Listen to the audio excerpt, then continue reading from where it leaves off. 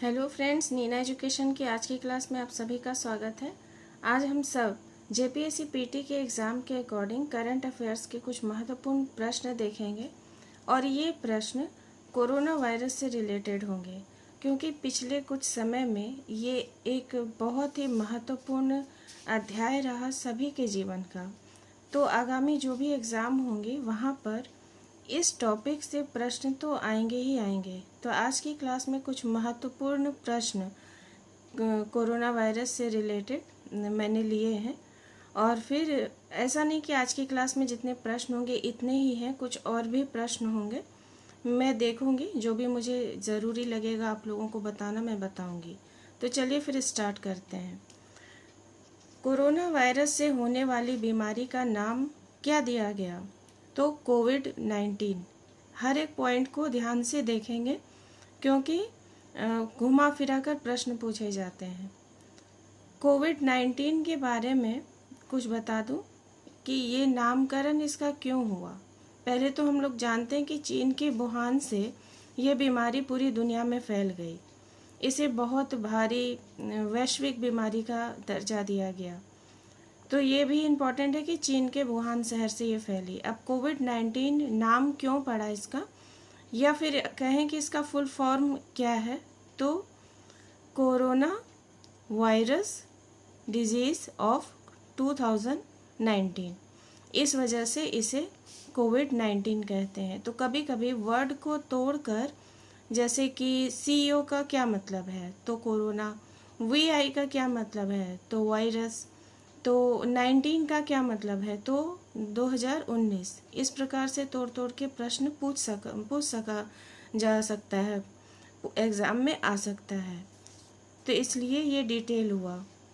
अब corona virus है एक वैश्विक महामारी, सिंपल सा प्रश्न है, लेकिन यहाँ पर देखेंगे पेंडेमिक भी लिखा होगा तो पेंडेमिक कहेंगे, या वैश्विक महामारी हिंदी में लिखा होगा तो उसे टिक आउट करेंगे। इसे किसने वैश्विक महामारी घोषित किया? तो WHO ने, वर्ल्ड हेल्थ ऑर्गेनाइजेशन ने कोविड-19 को वैश्विक महामारी या महामारी कहकर संबोधित किया या घोषित किया। सबसे पहले कोरोना वायरस के कारण पूर्ण कर्फ्यू लगाया। अब यहाँ पर भारत से संबंधित प्रश्न है। तो सबसे पहले पूर्ण कर्फ्यू कौन से राज्य ने लगाया? तो पंजाब ने। सबसे पहले किस राज्य ने इसे महामारी घोषित किया? पंजाब ने सबसे पहले कर्फ्यू लगाया। और महामारी किस राज्य ने घोषित किया? तो हरियाणा ने घोषित किया। भारत में SARS-CoV-19 इमरजेंसी फंड में कितनी सहायता राशि देने की घोषणा की गई थी? कोविड-19 का पुराना नाम सार्स ही है। तो इस SARS-CoV-19 में का एक इमरजेंसी फंड तैयार है, जिसमें कि भारत ने $10 मिलियन दिया है सहायता राशि के रूप में। वैश्विक स्तर पर जहाँ पर भी सहायता पहुँचनी होगी तो हर अलग अलग देशों ने इसमें अपनी अपनी राशि दी है, जिसमें भारत ने $10 मिलियन की सहायता राशि दी है। अब सार्क क्या है? सार्क आप लोग जानते होंगे, थोड़ा सा मैं भी बता दूं। सार्क दक्षिण एशियाई क्षेत्रीय सहयोग संगठन है, जिसमें कि कुछ देश मिलकर काम करते हैं। कौन कौन से देश हैं? तो भारत, बांग्लादेश, नेपाल, भूटान, श्रीलंका, मालदीव, पाकिस्तान और अफ़गानिस्तान, ये इसके सदस्य देश हैं। इसके बारे में और भी बहुत सारी डिटेल है, जानकारी है, वो आगे की क्लासेस में मैं आप लोगों को दूंगी। फिलहाल यहाँ पर इतना ही जान लें। और इसकी राजधानी काठमांडू है, जो नेपाल की राजधानी है। हेडक्वार्टर इसका सार्क का नेपाल में है, काठमांडू में। तो अगर ऐसा भी प्रश्न आए तो यहाँ पर हो जाएगा। अब देखिए, सोशल मीडिया बहुत ज़्यादा काम करता है। ये तो कोरोना से रिलेटेड प्रचार प्रसार के लिए, जानकारी देने के लिए जितने भी सोशल मीडिया प्लेटफॉर्म हैं, उन्होंने भी अपना अपना महत्वपूर्ण योगदान दिया है। इसमें ऐसे प्रश्न आ सकते हैं जैसे कि व्हाट्सएप ने कौन सा फीचर लॉन्च किया है? तो व्हाट्सएप चैटबॉट करके एक फीचर है जिसे लॉन्च किया, जहाँ पर कोरोना से रिलेटेड जानकारी आप लोगों को दी जाती है। यहाँ पर एक और महत्वपूर्ण प्रश्न था जो यहाँ छूट गया मैंने। देखिए, इसी प्रकार से इंस्टाग्राम ने भी कोरोना वायरस के बारे में जागरूकता फैलाने के लिए एक फीचर लॉन्च किया था। इसका नाम है इंस्टाग्राम फीड। यहाँ पर भी कोरोना से रिलेटेड जानकारी मिल जाएगी। इसी प्रकार से गूगल ने भी एक वेबसाइट लॉन्च की है जागरूकता देने के लिए। तो हो सकता है कि ये वाला प्रश्न आ जाए, गूगल ने कौन सा वेबसाइट लॉन्च किया है कोरोना से रिलेटेड जानकारी देने के लिए, जागरूकता देने के लिए, या फिर कोई भी प्रश्न जो कोरोना वायरस से संबंधित है वो यहाँ पर जानकारी उसकी उपलब्ध है। तो google.com/covid19 ये है वेबसाइट। अब चलिए अगले प्रश्न को देखें। सूक्ष्मदर्शी द्वारा देखने पर कोरोना वायरस की जो संरचना है वो किसके समान लगती है? तो इसकी संरचना एक क्राउन के समान, एक ताज के समान लगती है और इसीलिए इसका नाम कोरोना दिया गया है। हालांकि ये हिंदी शब्द नहीं है, ये लैटिन भाषा का शब्द है। हाँ, तो क्राउन से ही कोरोना बना है। कोरोना वायरस संबंधित है SARS-MERS। ये दो वर्ड आप लोग याद करेंगे, इससे संबंधित है। पहली बार इसकी पहचान 1960 ईस्वी में हुई। ऐसा नहीं है कि कोरोना वायरस अभी की बीमारी है या अभी इसका ये पहली बार आई है। ये पहले भी आई थी, इसका पहचान हुआ था 1960 में। तो ये भी याद रखेंगे। किस राज्य ने कोविड-19 के लिए ऑपरेशन शील्ड शुरू किया है? तो दिल्ली ने ऑपरेशन शील्ड शुरू किया है, दिल्ली ने। कोरोना वायरस का नाम किस भाषा से है? तो लैटिन से, मैंने बताया। वर्ल्ड बैंक ने कोरोना पीड़ितों की सहायता के लिए कितनी धनराशि की घोषणा की है?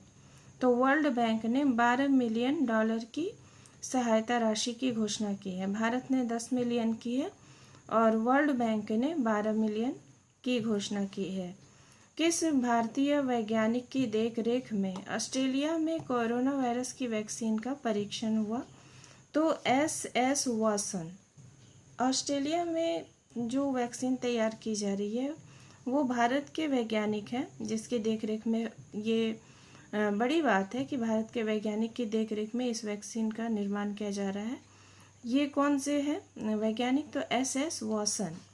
अभी काफ़ी सारी वैक्सीन भी आ चुकी है, उनके नाम भी पूछे जा सकते हैं, या फिर आप लोग आंकड़ों को भी देखें तो आंकड़ों से भी नाम प्रश्न पूछे जा सकते हैं। एक काफ़ी सिंपल और महत्वपूर्ण प्रश्न है कि जनता कर्फ्यू लगाया गया जब कोरोना की शुरुआत हुई थी और ये धीरे धीरे काफ़ी अपने पैर पसारने लगा था, तो प्रधानमंत्री मोदी के द्वारा जनता कर्फ्यू की अपील की गई थी। जनता से ये आग्रह किया गया था कि वे स्वयं खुद से ही कर्फ्यू लगा लें। तो ये वो दिन था जब पहली बार कर्फ्यू लगा था, तो 22 मार्च 2020 को पूरे भारत में। और इसे जनता कर्फ्यू इसलिए कहते हैं क्योंकि जनता ने स्वयं ही कर्फ्यू किया था। कोरोना वायरस टेस्ट का नाम क्या होता है? कोरोना वायरस टेस्ट जो होता है जिसमें कि जांच की जाती है कि किसी व्यक्ति को कोरोना के लक्षण या कोरोना की बीमारी है या नहीं है, कोरोना के कुछ लक्षण होते हैं उसके आधार पर, तो ये टेस्ट कहलाता है RT-PCR। इसका फुल फॉर्म आप लोग देख लीजिए, हो सकता है पूछ ले। RT का मतलब होता है रिवर्स ट्रांसक्रिप्शन और PCR का अर्थ होता है पॉलीमेरेज चेन रिएक्शन। तो ये इसका फुल फॉर्म है। हो सकता है ये ना भी आए लेकिन टेस्ट का नाम पूछा जा सकता है। तो RT-PCR टेस्ट होता है जिसमें कि जानकारी होती है कि कोई भी व्यक्ति कोविड पॉजिटिव है या नेगेटिव है। कोविड-19 शब्द में VI का अर्थ क्या होता है? वायरस। देखिए, मैंने पहले भी आप लोगों को बताया था कि इस तरह से वर्ड को तोड़ के भी प्रश्न आ सकते हैं। तो कोविड-19 शब्द में VI का अर्थ वायरस होता है। चाइना के वुहान में फंसे हुए 324 भारतीयों का रेस्क्यू किया था एयर इंडिया ने। जब संपूर्ण लॉकडाउन की स्थिति हो गई थी और अलग अलग देशों में हमारे जो भारतीय हैं वो फंस गए थे, वो भारत नहीं आ पाए थे, तो ऐसे में एयर इंडिया ने रेस्क्यू किया था और वुहान से सारे अपने भारतीय जो यहाँ के थे उन्हें वहाँ से लाया था। रिलायंस ने भारत का पहला कोविड-19 समर्पित अस्पताल खोला है। कहाँ पर? तो मुंबई में। यह भी बहुत महत्वपूर्ण प्रश्न है। रिलायंस ने पहला ऐसा अस्पताल खोला है जो कि कोविड-19 के लिए ही है। वहाँ पर उन्हीं मरीजों का ट्रीटमेंट होगा। ये है मुंबई में। ICMR द्वारा गठित राष्ट्रीय दल द्वारा किस दवा की सिफारिश की गई? इंडियन रिसर्च जो काउंसिल है, Indian council of medical research द्वारा जो दवा बताई गई है, ये नाम याद रखेंगे, बहुत इम्पोर्टेंट है। हाइड्रोक्सीक्लोरोविन ये दवा बताई गई है बीमारी के इलाज के लिए और काफ़ी चर्चा में भी रही थी ये दवा। कोविड के कारण लॉकडाउन करने वाला पहला राज्य राजस्थान था। कोविड के कारण जिसने पहला लॉकडाउन लगाया अपने पूरे राज्य में वो था राजस्थान। और जितने भी बड़े बड़े पद जैसे प्रधानमंत्री, राष्ट्रपति, सांसद, जो विधायक, जितने भी इस प्रकार से जो हमारे पूरे मंत्री परिषद में मंत्री हैं या बड़े बड़े पदों पर आसीन जो भी लोग हैं, इस बीमारी से लड़ने के लिए अधिकतम जो धनराशि की आवश्यकता होती थी, तो वो उसके लिए क्या हो रहा था कि कटौती की जा रही थी वेतन में। जो वेतनमान था उसमें 30% की कटौती की जा रही थी सभी बड़े बड़े सरकारी पदों पर से।